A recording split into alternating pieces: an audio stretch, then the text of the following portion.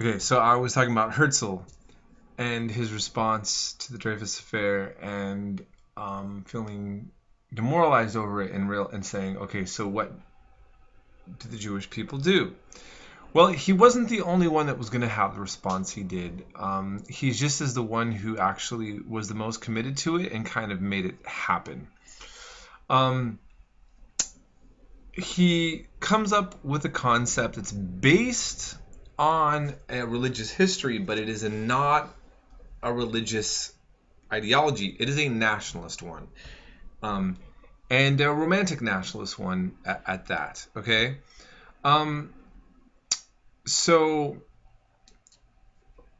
even prior to him, there was a man named Moses Hess who was a contemporary of Karl Marx, and he wrote a book called Roman Jerusalem: the Last Nationalist Question. And he also felt that Jews had to have a nation of their own. Same thing, right? That if Germany is for Germans and if Germany is not for Jews, then where would a Jew go? This is kind of, I'm paraphrasing the concept. And so the one thing that everybody's agreed upon, the one thing that no matter who you are, you all know, is that the Jews were once in the Holy Land, or, over there in the Middle East. And that's what the religious Jewish community has agreed upon, and that's what the Christians have agreed upon, and everybody's agreed upon. And I'm not including Muslims because he's in a Christian world. Okay, this is a European man, and he is gonna say, well, the Bible is going to be a historic document, maybe like in the sense of romanticism, a text that talks about where the people are from. And that is our inherent land. That's Eretz Yisrael. That is the land of Israel. Okay? Now, but it wasn't called Israel for a long time. It was a province in the Ottoman Empire called Palestine.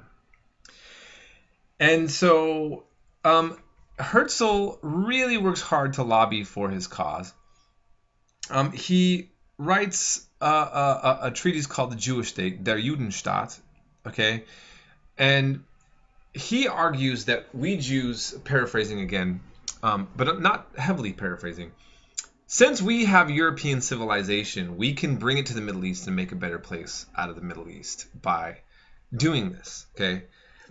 And he believes that it's Jewish colonization, kind of like European colonization. It's already going on at the times, but just them doing it.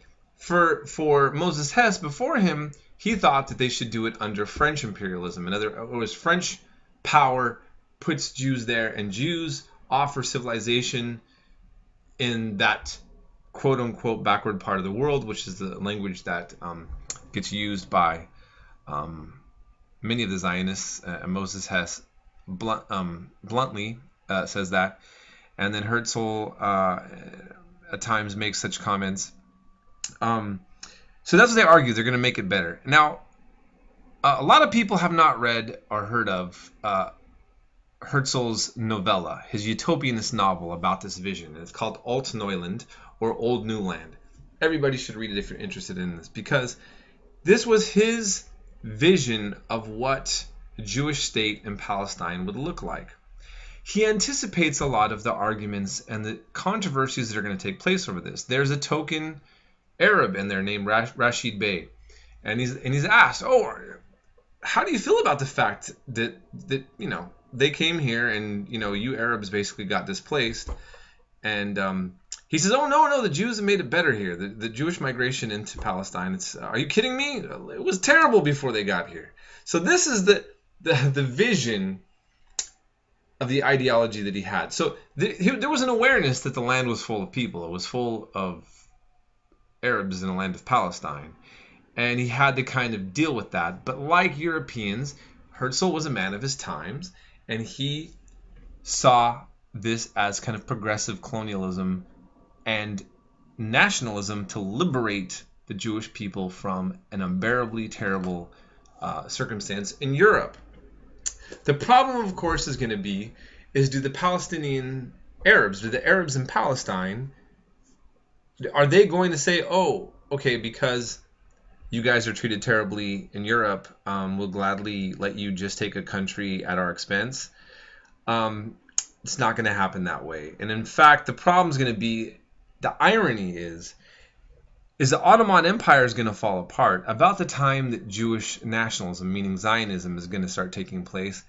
And so the Arabs are going to start saying, hey, it's about time we get our own country. We're coming out of the Ottoman Empire. And the Jewish people, the Zionists, that is, are going to say, no, we're coming back. We're returning to our natural homeland. And you already got other countries that you guys can make. We just want the small little piece. And they're like, what are you talking about? And there's a clash of nationalisms. That is the root of the Israel-Palestine conflict, people. That is what you need to know. The religious establishment of rabbis, the rabbis were opposed to Zionism. And originally,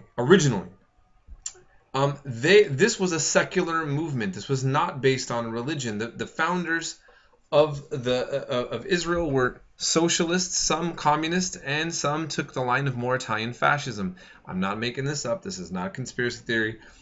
Vladimir Zev Jabotinsky, he is the father of the right.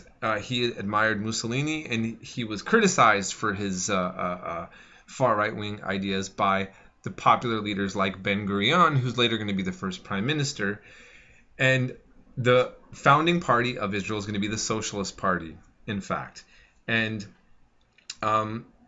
you're going to see the Labor Party eventually, as it evolves into, dominate Israeli politics until now. The right is now rising to power in Israel. And there's kind of a rehabilitation of Jabotinsky in the public sphere now. But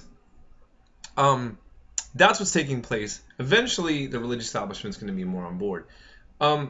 Obviously, this is a contentious issue in modern politics, and I hope I gave enough nuance that at least I can explain it without shoving a particular bias about this. But just to say, that's what's happening there. And so when we talk about Zionism, we're talking about Jewish nationalism that claims that Jews have a right to their inherent homeland. And much of those ideas are rooted in romantic nationalism, okay?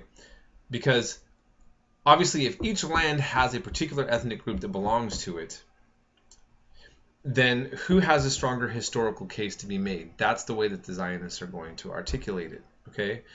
And obviously, Palestinians are going to have a counter-narrative to that, okay? So, a very important conflict to understand. By the way, the religious aspect of it didn't even take place until the 80s.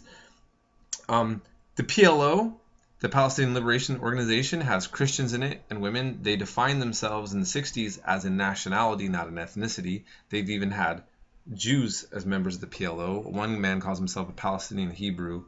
Whole other topic. Okay, Hamas didn't rise to power till the 80s. It was supported by Israel to weaken the PLO, and then that kind of like blew up in their face. You can read about that in the Wall Street Journal. That's not a conspiracy theory. But they weren't doing terrorist activities at the time. And in Israel, the rise of the settlement movement with a very religious kind of fervor to it, and some of the rise of the Haredi movement in Israel now, which is ultra-Orthodox, is another thing that's kind of coming. And remember that Yitzhak Rabin, who created the peace process, was assassinated by a religious fundamentalist Jewish activist in Israel, not a Palestinian terrorist. So anyhow, a whole nother set of discussions for another time and place. Okay. The women's revolt. Oh, women. Yeah, that's an important topic, right? Okay. Listen, my daughter, I tell the story a lot, but this is, I think, important. I had a poster of presidents once in the house, and my daughter was in like second grade. Second. And she said, wait a minute, where are the girls? Right? Isn't it interesting that a young elementary student can notice when something has an imbalance and they're not represented in it? I think this is a case of any group that has a dominant, superior position societal-wise, that you don't notice when somebody else is being marginalized because you're not being marginalized, right?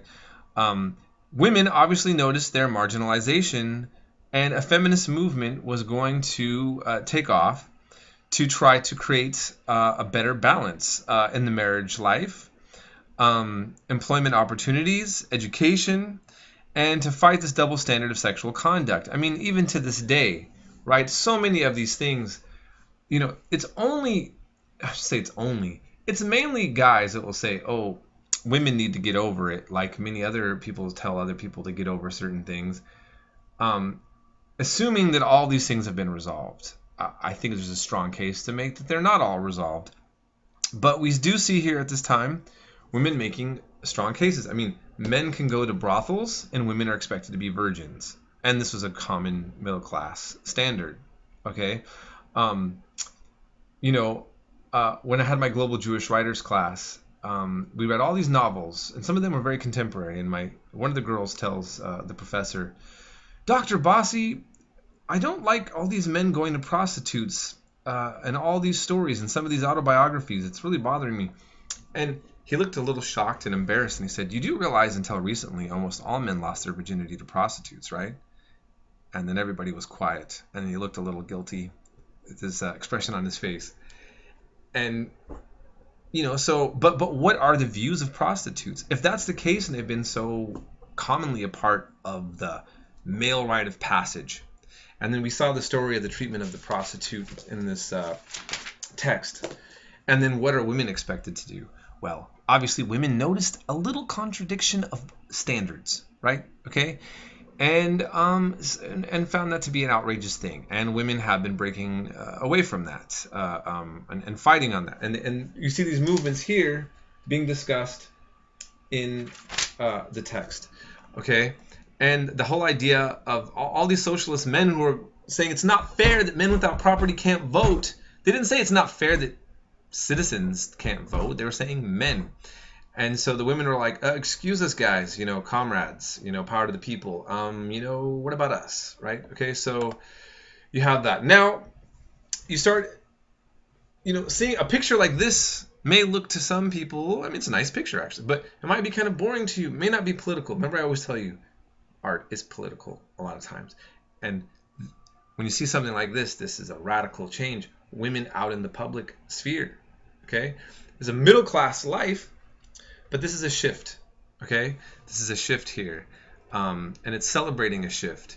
And again, now we take it for granted, right? But in Saudi Arabia, women still can't drive. So in other parts of the world, every different civilization and society, kind of goes through these apparent issues and don't resolve them at the same time. And hopefully at some point everybody resolves them, but I don't know. Anyhow. So, you start finally seeing universities open to women. Yeah, women weren't even allowed to be in the university. So we hear the comment, well, if women are as smart as men, why didn't women write all these books? Like, why are all the books written by men? Well, because, they weren't allowed to. Okay, so keep that in mind. All right, and that's an important thing to remember. That's why I heard one woman, when a guy says, well, I'm mad, why is there a feminist book section? There should be a manist book section. And she goes, there is, it's everything else, that's how history has been doing it. So in any case, we do see a shift, and women, once they're given the opportunity to have an education, it just so happens, like Marie Curie, they're able to do amazing things as well. So, fancy that. The women can actually do what men can do. And so we, really see a shift, change, and this is a very important time. There's more I want to talk about that. We've covered a lot of ground, and I hope in the middle of what I said about feminism, I realized it may have sounded marginalized. I mainly wanted to cover topics that I knew you never really heard of, or maybe haven't had a chance to really examine. So if you have any questions, any comments, let me know, and this ends this section.